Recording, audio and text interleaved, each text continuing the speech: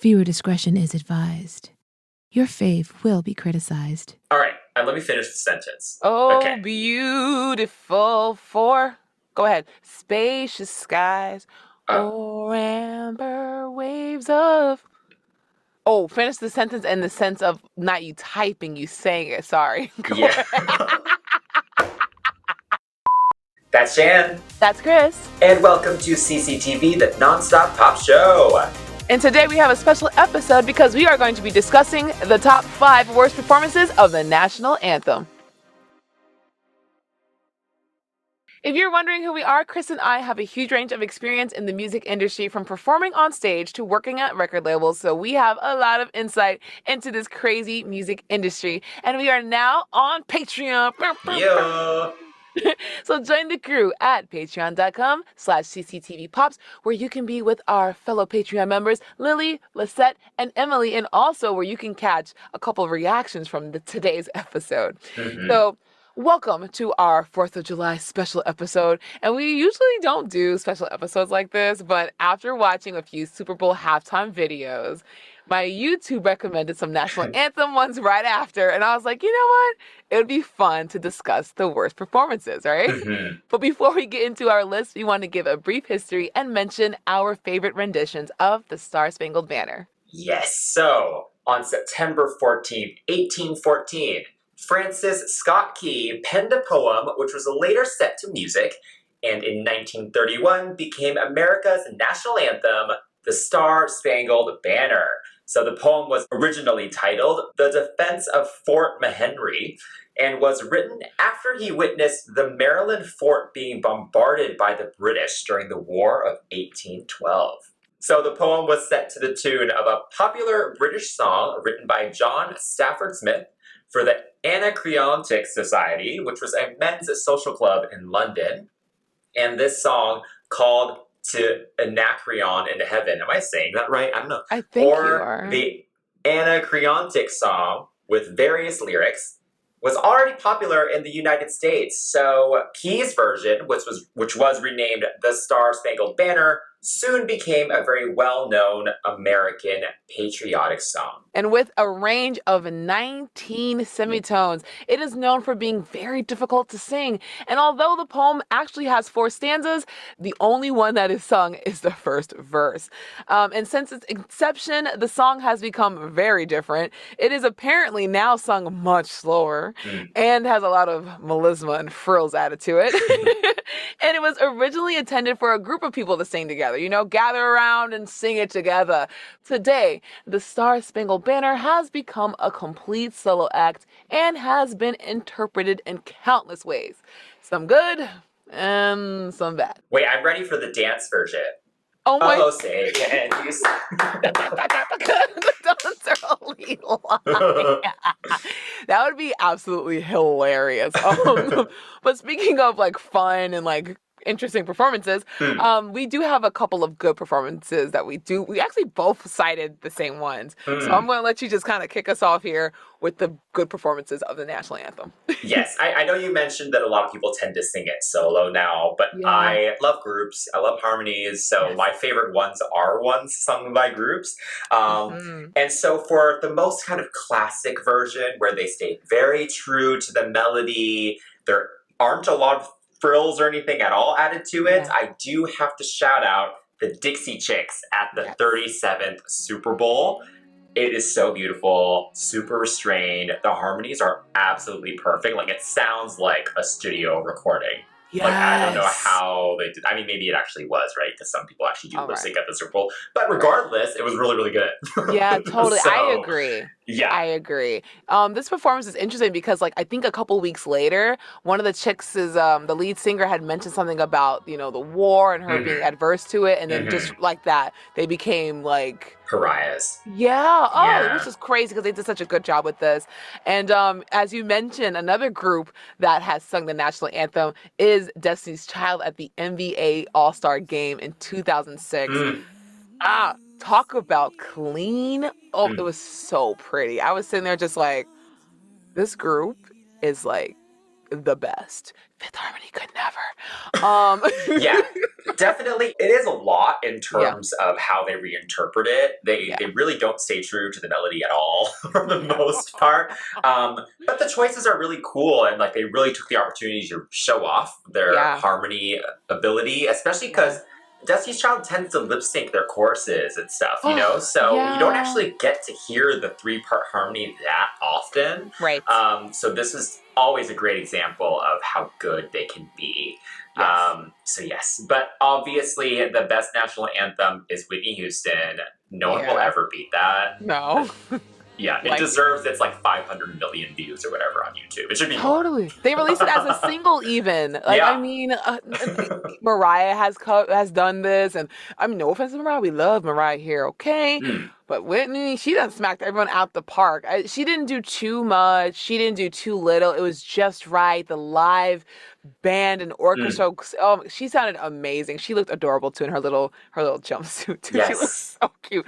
That's another thing too. She looked like she was just kind of going to a rehearsal, which blows my mind. She wasn't wearing a dress or a gown. There was no pomp and circumstance. It was just this little girl from New Jersey just singing her little heart out. So, honey, she killed it. And I even have in my notes, I said, not you picking my faves. They all killed it. Yeah, I have nothing to add to this. I mean, there's are some other performances I thought were really good, but these are like top 3 for sure. For sure, yes. Obviously, I think most people tend to do it well, right? But of course, today we are talking about the ones who maybe didn't do it as well. All right, so before we get to this list, we do want to say that we are not critiquing the national anthem or its significance. We are Americans.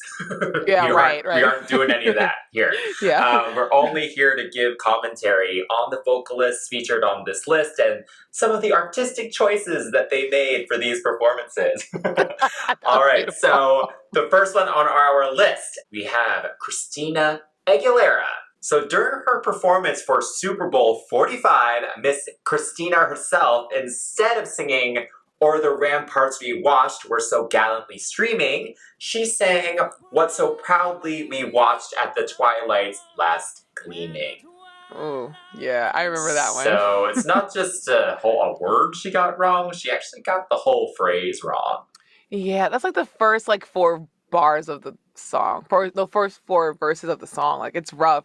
And I remember watching it and doubting the integrity of my knowledge of the song. Like, because before we started, you were saying that, and a lot of us, unless we have to sing it, we don't really sing it. I don't remember ever actually having to sing this, right? Yeah, same. We learn the Pledge of Allegiance, but we don't learn the Star-Spangled Banner. Exactly. Or maybe God Bless America, but we learn the simpler song, you know what I'm saying?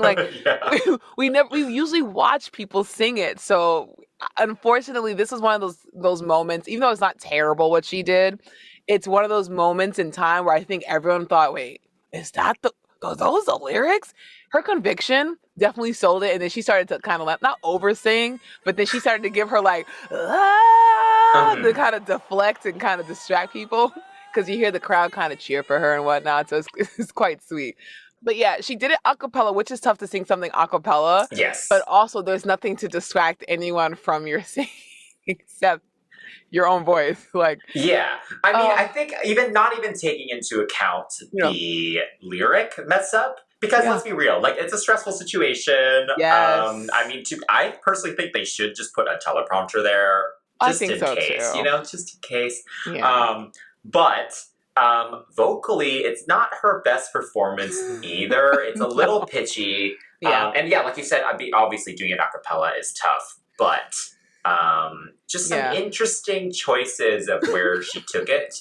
I especially do not like the final note. Because it's not the normal note, and it's a power note, but there was something so unexpected about it that it sounded just off. Yeah, she was straining a little bit. Land of the free. It was rough. It was a little rough. Yeah, so I think even just not even taking into account the lyric mess up, the actual performance itself wasn't the best. But we love Christina. Totally. I can't wait to do a full Christina episode about something. Yes. But yes, also, not her best moment. Also, she did a couple weeks later or a week later. I remember there was a cell phone video of her performing at like a club or like a bar, and she sang it straight through, and she's like, I got the words. So kudos to her. She redeemed herself. But that's not something we could say for our next artist. At a 2008 Monday Night Football game between the Dallas Cowboys and the Philadelphia Eagles, the 20-year-old Cat DeLuna performed the national anthem, and the singer's notes were less than pleasing. Cat has gone on to say that she couldn't hear herself in the in-ears, and unfortunately, her notes were absolutely sour. And I think it's beyond the in-ears not being on. Like, there was a whole story. That's such an easy excuse. That, like, you blame the equipment. Yeah, so I don't know anything about Cat DeLuna. I know the name, but honestly, I can't even... No. Don't know it. No. No, I would have been still in Hong Kong at that point. I don't think we got there. So, I don't know. But anyway, so totally blind watching this. Definitely, she's just pushing too hard, like from the start. You know, like she's trying to like be very powerful, but the whole thing is at 100. You know, so already it's like, you know, you're kind of setting yourself up a little bit because she cracks very quickly. Proudly. Yeah, it's already cracked in the second line, right? Yeah. But my favorite parts of this, there are a few, but I think my favorite part of this is how she pronounces glee mang and stream mang. It's so funny because that twang is so unnecessary. Also, the two tiny little fireworks that explode. Glare, I think. I forget which word it is. The glaring, right? Yeah. Yes, glaring, Pew! And then the ending where she's completely off for the first, home of the brave. She's completely off, and then she has to save it again by repeating the brave. What you mean? You mean you didn't like the free and the land of the free and yeah, like I mean, she can sing. Sing. Like clearly, obviously, I think she was probably overwhelmed at the time, which anyone would be, right? But it's just like this is just proof. The national anthem, I think, is proof that unless you really know what you're doing, just stick to the script. Stick to the notes. We were talking about like Kelly Clarkson and Lady Gaga and stuff before this. They're not on our list, obviously, because they weren't bad. But like they also aren't our favorites. But they're good. They stayed very true to the melody, and they were well received. Exactly. No one shook the table. And unfortunately, the next person shook the table, shook the turntables on her rendition of the national anthem. Listen, divisive. I was about to say, don't think maybe divisive. Not divisive. Just that's not the word. Yeah, just bad. I think overall the general consensus was WTF. So she did decide she wanted to take a jazzy approach. Right. She wanted to do something new with it. Yeah. And as we said earlier, that can be quite risky. Yes. And in this case, the risk did not pay off. Yeah. Because first off, as a vocalist, let's just talk about Fergie in general, right? She's not the strongest vocalist. No. She has a very distinctive voice, and she sounds really good doing stuff like, my humps and don't funk with my heart. It's like it's got a funk to it, Yeah. But when she's trying to do this, it wasn't. It's just not good. It's not panning out. No, it's not panning out. You don't have to. You can wear your influences on your sleeves, totally, but don't try to become your influences. And I think this is what happened. Love Fergie. Fergie is the bomb.com. Even to this day, people are sampling her. Shout out to Glamorous and Jack Harlow's, I don't know, sampling of that. But, I just want to right off the bat say that vocally, that Billy Scary Day perversion that she had going on.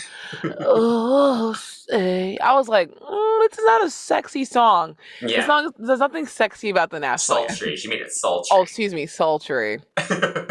Either way, the whispery vocals combined with the belting was not it. Oh my god! I want to skip a little bit to the end because it's just like, it was like a cat going. Mhm. notes like that, it just wasn't it. And honestly, I've never seen the full performance. I've only seen kind of clips of people reacting to it. Mhm. Oh my God. And you say you haven't seen this in a while, right? Oh yeah, I watched it on a repeat. I remember what happened, but I haven't seen it in years. I mean, here's the thing: is like I think she was trying to show like the dynamics of her voice, but the problem is she doesn't have a super strong voice. Like, yes, she can be No. very loud, but Yeah. her vocal control is not there. Like the vibrato the whole time was so messy. It didn't feel Yeah. open, No. and the breath control wasn't there. Like at one point, when she gets to her mix near the end, where it's She said the just pumps like, bursting in air. She was out of air. The pumps bursting in air. And then it just keeps getting worse. Like at first, she has a couple of those like jazzy choices where you get really Yeah. staccato, right? Where Yeah. it's like through the night. She like through tried all that. Those were kind of just like interesting choices, but then Yeah. there's like the so there. Wow! Oh, say that's what it is. That's what it is. Like what choice was that? No, that wasn't it. That was sorry. just Like, we had to, this episode is one of our fun episodes. Sorry, guys, but we were laughing a lot, but it's just so funny. The choices, the arrangement Yeah. choices just didn't make sense to me. Because if she wanted to do the jazzy thing, like it could have been done kind Totally. of very differently from this. Like, Yeah. I don't understand who helped arrange this. Yes, who okayed this? Who was like, yes, Fergie, yes, Stacy, do this? Who? I think it was her husband. Didn't she divorce him? And then she kind of did this right after? The actor? Yeah, Josh, right? Why would he be helping her with vocal Not arrangement? helping her, but then wasn't she going through? I mean, at this point, that's what it seems like was going on. But wasn't she going through something at this point? Like, I feel like she was I don't know. She was hitting a bunch of lows, apparently. And I think this was okay. like the ultimate one. And then we never heard from her. And then she tried to come back with MILF, MILF. Like, it was just not, I feel like this kind of just, Okay, well, I haven't noted my favorite part. Oh, okay, go ahead. Yeah. I didn't even do it right. Yeah, burr. Yeah, the burr. That was bizarre. The Peter Griffin. Oh, yeah, totally. The Peter Griffin.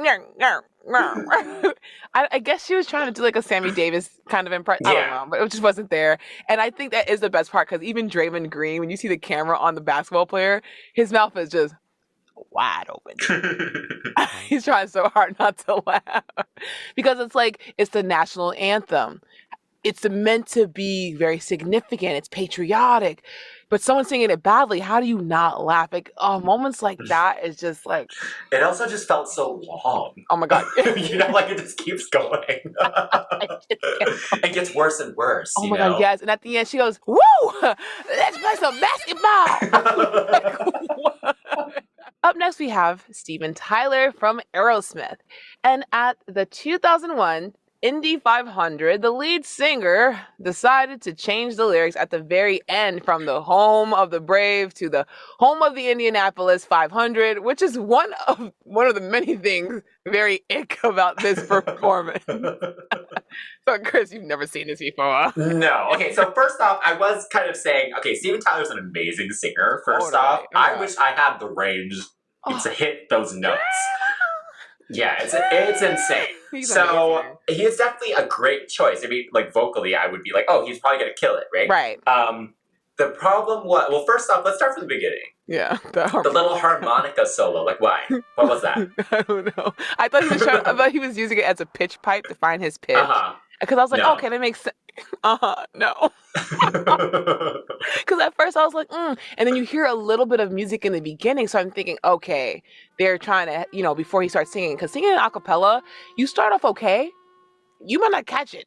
You might not keep it, maintain it, and keep it consistent. Or if you start flat, you'll stay that way, right? So, that harmonic. He said, ding, ding, ding, ding.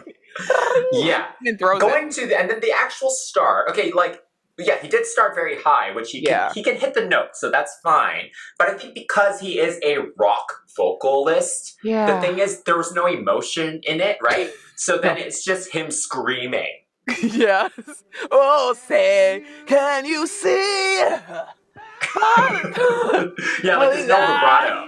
It's just him just like really pushing, Yeah. Yeah. it needed a band. He needed a band. No, totally. Yeah. Or at least a Totally. guitar, Yeah, something to kind of just take away from how harsh his vocals are coming Yes. across. Because it was just, he's a great vocalist. You know what I'm Yeah. saying? I think at one point he actually had gotten a surgery on his throat, like for nodules or something like that. But yeah, that's his thing.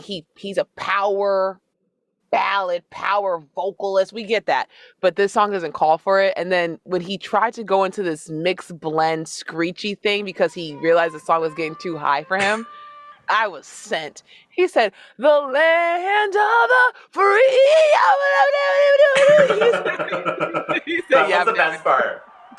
That little free moment. Yes. And then, that was of a course, choice. oh my God, it was an absolute choice. And then him grasping at the scarf that he was wearing. And then every so often he would stop to kind of, touch his mouth a little bit and then think about the note he's going to hit next. And at the end, the land of the free, yabba dabba doo, and the home of the waits, looks around. Indianapolis 500!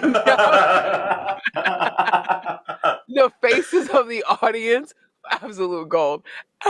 Your face even. I mean, I can't even imagine Yeah. what it must have been like to experience that live. Because I feel like I would be like, oh my God, it's Steven Tyler! And then it's like, like this is why he's in a band. We are getting to the end of our list, but before that, I would like to talk about the honorable mentions, because not everyone is absolutely trash, but not everyone's absolutely great either. But there are some moments that I felt just deserved a little bit of shine. And we're going to start with Maurice Mo Cheeks helping a young singer named Natalie Gilbert sing the national anthem. And honestly, I'm not sure if his assistance helped or hindered the young singer during the Trailblazers game. Okay, so I feel really bad for her, first off. Good job, Natalie. That is a very scary situation. It is. I cannot imagine. So that was very nice of Coach Maurice to step up. But maybe I feel like once she kind of got back on track, he probably should have stepped back, because then she didn't know if she was supposed to accommodate him and like be quiet. And she like moved the mic kind of towards him a little bit, but he was completely off key the entire time. Oh my God, yes. So I brought this one up because it's not about her message. Like, it's sad because he's a kid, but it's just so funny because he wouldn't leave. And then he's flat the whole time. Chris, you're such a sweet person. Me, I'm sitting around. Yeah, and then like she probably was ready to belt her ass off, and then she ends up just kind of going into her head voice, and it's just it was like, just it turns to an opera. And then she's like thrown off key, it's not great. She's like, do I harmonize with this man? I feel bad. I get some weird sick pleasure, but I just think it's funny because of the coach. I completely forgot about that little girl.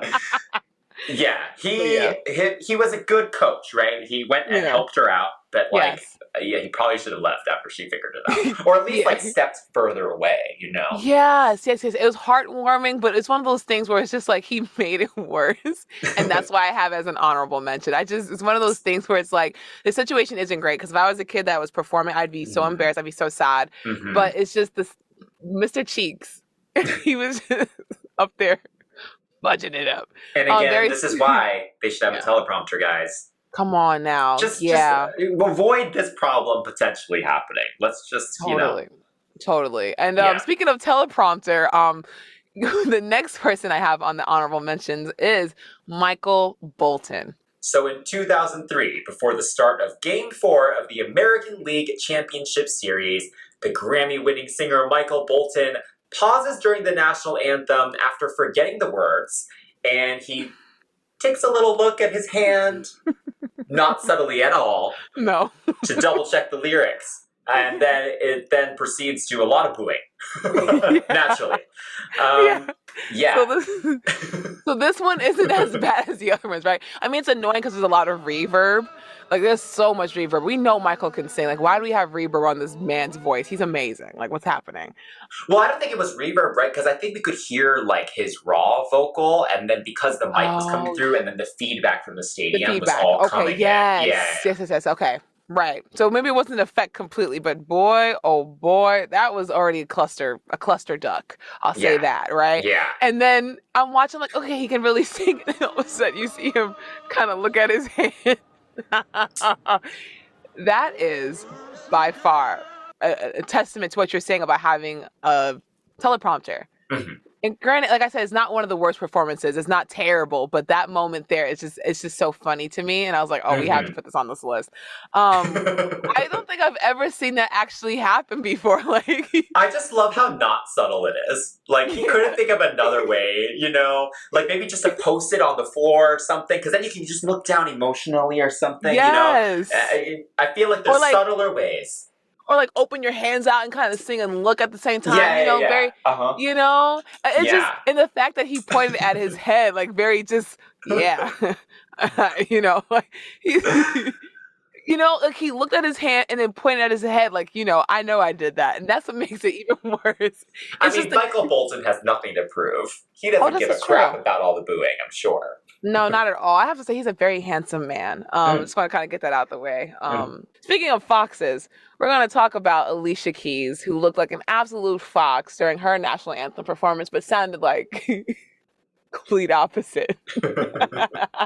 So during the Super Bowl 47 performance, she performed a jazzy rendition of the national anthem. And granted, they were in New Orleans, so I guess she wanted to bring that little something to it, just zhuzh it up a bit.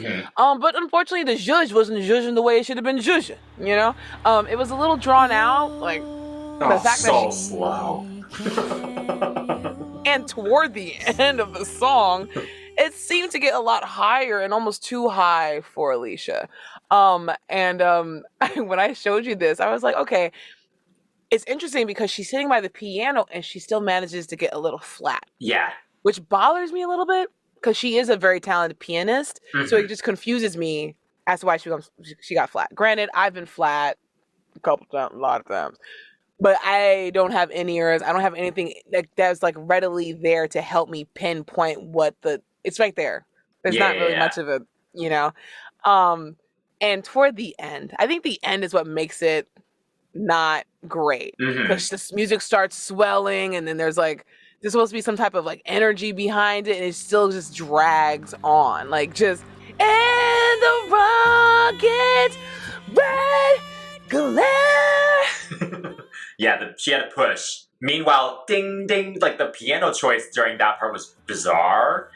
Yeah. And then she decided to just like write her own version of the last lyric and sing it in her way. Yeah. Oh, the brave, y'all. Yeah, I did not like that choice. No. I agreed. It wasn't terrible. It was just slow, and I think it just didn't hit the way I think she wanted it to hit. Yeah. You know, like it was just kind of like, just sing it the way it was supposed to be. Like none of these new choices made were very satisfying for me. Not at all. So. Not at all with her. Ew. Okay, well, we are finally here at the end of my lovely national anthem list. Hopefully you all have been enjoying it with us. And if you have any suggestions, definitely let us know in the comments below, or for something that we missed, please let me know, because next year, it's the gift that keeps on giving. I will always find time to make videos like this with you. So I think this one is not well known. I mean, unless you are just searching for bad national anthems or you just happen to be part of the Black community, you don't really know what this is, right? So, up next, the last but not least, and I think deserves a top spot on this list, is Carl Lewis. So Carl Lewis is a former American track and field athlete who won 9 gold medals, 1 silver medal, 10 world championship medals. Like, he is just littered with awards. Yeah. And eventually his interests actually shifted toward other things, including singing. And during a 1993 NBA game, he gave his version of the national anthem that I believe definitely deserves the top spot out of everyone we've mentioned already. So I had never heard of this until you showed it to me. Yeah. And this is amazing, first off. Right. I assume he didn't continue his singing career after this. Did he end up releasing a single or anything? I don't think. Okay, so let's start with the start. Okay. He does a really weird This was just a little weird. Yeah. I don't know if he was just like trying to find his note or if it was supposed to be like a good run to Yeah, I start. think it was Yeah. But then the first half is like, it's fine. Yeah. He's on key. It's not amazing, but he's on key. It is fine. But then it gets bad. it gets higher. Yes. Do you think he normally could reach these notes and he just got nervous, or do you think he started too high, or what happened? Man, I listened to it and I feel like he sits really low. He has a raspy voice. Yeah. Maybe it was the nerves. I don't know, but he just came in so confidently, He's like, hey, everyone, how you doing? Y'all ready for this? Yeah. Like the confidence was there. But unfortunately, the vocals were not. After the ramparts we watch, we're so going, and the rock. Uh-oh. The uh-oh is the best part because that's so unprofessional, first off. But also it's just like he couldn't save it because then he just kept going. Yes. And then he promised that he would make up for it. Oh my God. The fact that he should not have promised that he would make up for it, because then the next part was just the most underwhelming thing. Yeah, it's just him rephrasing it. And the land of the free. So that's embarrassing among his fellow athletes. Yes, embarrassing for sure. I love my But people. wow. I love my people. Because one thing about black people, let me try to be funny. But I don't know. I think it's just a black people thing. Because literally when I'm dancing, when I was younger, I used to have a dance teacher. If we messed up, that's all right, y'all. That's all right. Shut up. Nobody knows we messed up. Talk about some dance, children. That's all right. Like, she gets even more enthused. Like, don't scream. Nobody noticed. So for him to be like, uh-oh. Like, don't do that. Again. But Chris, out of all the national anthem fails that we saw, how do you think this one lands for you? Because I feel like this one's up there. I agree with this being your top spot. This is pretty amazing. This is pretty amazing. More people should know about it. So oh my God, if you're watching this or listening to this, spread the word, guys. Everyone deserves to experience this joy. So Chris, I'm over here dying of laughter. Could you please close us out? Because it's too much for me to handle. Yes, so happy July 4th, Independence Day, to our fellow Americans. Thank you to, I forgot his name, thank you to Francis for writing these lyrics, these now questionable lyrics, I guess. Yeah, Francis, come on, man. The national anthem has brought us a lot of joy through the years, and I'm very excited for future renditions because I'm sure people will continue to experiment badly. So, are there any versions, though, that we did not mention that are even worse or just as bad? We would love to hear from you. Let us know in the comments below or message us at CCTV Pops on all social media. And to watch the full versions of our reactions to these beautiful versions of the national anthem and also contribute to our future episode topics, please join us on Patreon at patreon.com/cctvpops. That's right. So, if you're watching on YouTube, please give us a like, subscribe to our channel, and hit that notification bell. And for our listeners, please give us a rating and review on your podcast platform of choice. Until next time, that's Jan. That's Chris. And we are CCTV. And the home of the free.